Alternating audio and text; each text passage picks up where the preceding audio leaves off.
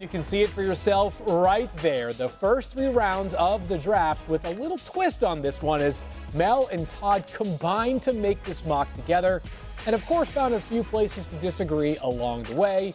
More details on how they put it together in a second, but first a quick hello as I am Field Yates. I'm actually in Bristol next to Todd McShay. We've got Mel Kiper Jr. and Chris Mortensen, who is here to not just provide insider information, but break the tie when necessary. As I mentioned, I was going to give you the explainer of how this exercise works, and here's basically the nuts and bolts of it. In this 3-round mock draft, Mel and Todd pick as if they were the general manager for each team. So what they would do, not what they think the teams are going to do. They alternated picks. Mel got the first one. Seniority reigned supreme. So Mel, who did you take for the Carolina Panthers at number 1? Yeah, it wasn't easy along the way in this process because of the weight issue, the size issue with Bryce Young. Once it got to that 204 mark, yes, will he maintain it? I don't know. But again, talk about the great processor he is, the guy that certainly comes into the NFL ready to be a guy who can compete and win at this level. So for Bryce Young, it became a decision over Will Levis for me. Bryce Young or Will Levis, went with Bryce Young slightly. Like I said, the processing, the fact that he has those eyes in the back of his head, that was really the end-all be-all for Bryce Young. You hope and you sit there and you wonder, can he stay healthy? Mort brings up the fact that all quarterbacks get hurt regardless of how big or small they are. So for Bryce Young, just hope he can play the entire season. If he does, he could have a great NFL career ahead. Seems like a lot of momentum, and Bryce Young being the first overall pick, Todd. Do you agree he should be the choice as well? Well, thank goodness that Bryce Young checked in at 204 pounds at the combine, because Kiper would have had him as the number 2 quarterback, and thank goodness for Bryce Young that Mel Kiper's not drafting at number 1 for the Carolina Panthers. But all that aside, Bryce Young, to me, makes all the sense in the world. Listen, am I going to have some sleepless nights and say some prayers that Bryce is going to hold up for 17 games if I'm general manager Scott Fitterer and Frank Reich, the head coach? Of course. But all these quarterbacks are suffering injuries, and Bryce Young has, outside of the shoulder that cost him 1 game and some practices this past year, he has been tough, he's physical, and to me, he's a magician. This guy is Houdini. And I want to draft a guy who's a difference maker, who, when things aren't on schedule, can make a big play out of it. And that's what Bryce Young does better than any quarterback in this class, and really better than any quarterback in the last couple classes. Let's get Mort involved here. What are you hearing, Mort, about the former Alabama quarterback? Well, let's just talk about Scott Fitterer, the general manager of the Carolina Panthers. He had a press conference today. He was asked about Bryce Young, obviously. He stated that size does not seem to be a problem here. He was in Seattle when they drafted Russell Wilson, as we know. Now, the body structure is different. Bryce has a more slender body structure than Russell Wilson did when he came out of college and the Seahawks took him. But he is not injury prone. He's very pliable, as Tom Brady would like to describe it. And yes, I counted up 27 quarterbacks last year who were injured, missed practice time, missed game time, debilitated their performance, and 22 of those guys were prototype NFL-sized quarterbacks. So, yeah, we can wonder about that, but I think it's pretty true of everybody in the league. With all the quarterback protections, I think this guy's learned how to play this size, and in a way, his size may help him a little bit manipulating around that pocket. Yeah, Bryce Young has so much to offer, even with his diminutive stature. But perhaps the most amazing part about Bryce Young going first overall, he'd be the first Alabama player taken first overall in the common draft era. Imagine that. Let's go from pick number 1 to pick number 2. And Todd, you're on the clock. Who did you take? Again, your pick for the Texans. Yeah, I was just going to say a reminder that this is who I would take if I'm the Texans, because I'm looking at my quarterback room and saying, how does C.J. Stroud not upgrade us at the most important position in sports, let alone just football? So I'm going C.J. Stroud here. He's an absolute sniper. When you watch Stroud on tape, inside the pocket, he is the best pure pocket passer, short, intermediate, vertical, goes through progressions. His touch and timing are impeccable as a passer, and his ball placement, more often than not, is right where it needs to be. So if I'm the Texans, I'm taking C.J. Stroud, but there's a lot of buzz with this pick right now. It could be a trade out for Houston. It could be a defensive player. We've heard Will Anderson is the guy that they really want. We've heard that now Tyree Wilson, the Texas Tech defensive end, could be in the mix. So in terms of drama, the draft starts right here at number 2. Yeah, plenty of drama, Mort. So what are you hearing about the Texans' plan with, as of at least right now, that number 2 overall pick in the draft? Yeah, what we're hearing now doesn't matter. It really doesn't, because you can't trust it. Now, what you might have heard 2 months ago or 6 weeks ago is that they, let's say when the Panthers traded up to number 1, is that everybody assumed it was for C.J. Stroud. If it's not Stroud, Texans very happy with Bryce Young. But if the Panthers do take Panthers do take Bryce Young, as we are mocking, as everybody's projecting, then the word has been that the Texans were not in love with C.J. Stroud for whatever reason. And that you've heard Adam Schefter say recently also that don't be surprised if there's not a quarterback taking it 2 or 3. I think that's got to be considered. I'm paraphrasing Adam a little bit. But I think that all those things seem to be at play. And, yes, the action would start at 2.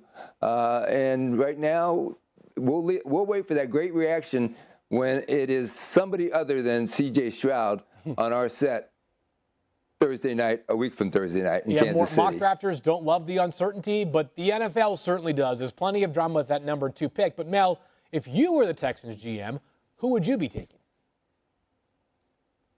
It would be Will Levis. Will Levis at Kentucky dealt with adversity at Kentucky. He wasn't a 3-touchdown favorite. He didn't have 4 or 5-star recruits all over the place, and he still went out there and did a heck of a job. 17-7 record over the last 2 years. You even saw this past year when he wasn't out there how that offense just couldn't do anything. Offensive line let him down, receivers let him down, everything let him down, but he still battled injury and got through the year amazingly. So I think if you look at this now realistically, with Todd and what we're talking about, if Houston does take Will Anderson Jr. or get out of there, don't think they can't get a quarterback, because if Will Levis does slide a bit, they're at 12, their early second-round pick. They could get Will Anderson Jr. and Will Levis. Both Wills could be a Houston Texan. If they like him, they could get back up from 12, go into the top 10, and get Will Levis if he does slide down past the Colts. We're all in agreement, right? Bryce Young's going to go number 1 to the Carolina Panthers. Yep. This is where it gets interesting, as we've talked about. Now, you look at the quarterback position. We talked about C.J. Stroud. Let's just focus on if it's not going to be C.J. Stroud here at number 2. The Houston Texans want to make a deal, I think, would be first and foremost on their minds. So who are you going to make a deal with? Who are the quarterback needy teams? You've got the Colts at 4 in your division. You've got the Raiders at 7, not in your division. And then you've got down here at 11, the Tennessee Titans. Those are the teams that we've been talking about potentially to trade up. I don't see how you make an intra-division trade for C.J. Stroud. Not only are you passing on the second best quarterback, but you're also, to me, you're deciding that you're going to play them twice a year. That doesn't make sense. So I think it's a possibility. To me, if I'm Josh McDaniels, if I'm the Raiders organization, I am looking long and hard about what it's going to take to move up to this number 2 spot. And then you're not trading C.J. Stroud into your division. So that's a possibility, right? If you stay home, this is where it gets interesting too. If you stay home and the Houston Texans take this pick and decide, hey, we're gonna take the best defensive player. And here we go. And I lost him, but the Houston Texans are taking. Here we go. This board is always fun. They're going to take the best defensive player. And I think at this point, Will Anderson is the likely one. We mentioned Tyree Wilson, also a possibility at defensive end.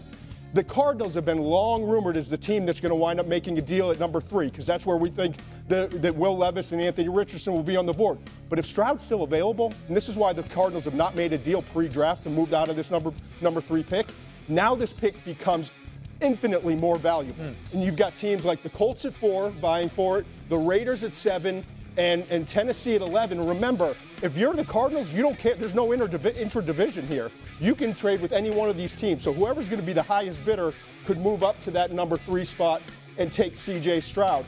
It could be Vegas, it could be the Colts, it could be Tennessee Titans. But that's why that pick is so important. And we're really, the decision whether to take Stroud at number 2 has a ripple effect for number 3, and then all the other teams are in the quarterback market. First of all, you are the first overall pick of touchscreen maneuverers. Because that was incredible, Dexter. You know what? Everybody has, Bryce Young missed a game, he threw the occasional interception. Okay. That's the kind of stuff that happens. Mel, a lot of levers pulled right there by Todd, but let's just imagine a scenario where the Cardinals stay pat at number 3 and they end up picking a player. Who did you have them taking?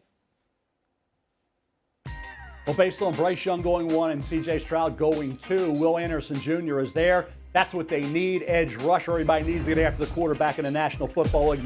some of the problems you have in the defensive secondary. I've said all along that Will Anderson Jr. is not an elite prospect like Von Miller or Myles Garrett, but he's really, really good. He's got amazing character on a scale of 1 to 10. He's a 50. So this is a guy you want on your team, you want in that locker room, and you know he'll get probably 10 sacks a year, which is really good. Aiden Hutchinson was, congratulated, and everybody applauded Aiden for a great rookie year. He had 9.5, 10 sacks. So I think Will Anderson Jr. will be an ideal fit here if he's on the board at number 3 for the Cardinals.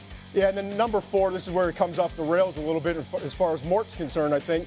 I went with Anthony Richardson because that's what I would do. I think when you have Shane Steichen as your coach, and what he's done with Jalen Hurts and the involvement with Justin Herbert, I think this quarterback, Anthony Richardson, needs more developing than any of the quarterbacks, but has the highest upside of any of the quarterbacks in this class.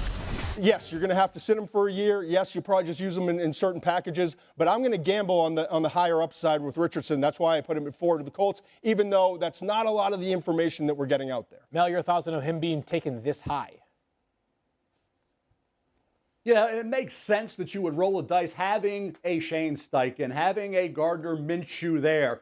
Ort's going to argue he's got to play, but Minshew you can get him on the field because of his running skills, just like Lamar Jackson with Joe Flacco. So Anthony Richardson to the Colts, Shane Steichen, Jalen Hurts, dual threat quarterback. Yes, he had Justin Herbert, so Will Levis has to be in this discussion. But for Anthony Richardson, the mechanics of throwing an accurate pass. Now, the receivers did let him down at Florida this year on a number of occasions, but becoming more accurate, I said all along, go to Josh Allen, get his guys, help in that regard, work hard behind Minshew with Shane Steichen in that offense. And in his second year in the NFL, only 13 career starts at Florida, all of a sudden now, get him up to speed this year with those running packages, get him on the field as Morton wants to see, gain experience by playing. You get better by playing. Anthony Richardson with Indianapolis, I'd probably be okay with it. Mort, this might be the most loaded question I'll ask you throughout the show. What are you hearing about Anthony Richardson and where he might land? You know those emojis where the brain is exploding out of the head or whatever? That's what's going on in my head right now, because the metrics of a guy starting one season just does not compute in this league. I'm rooting for Anthony Richardson. I hope this works for him.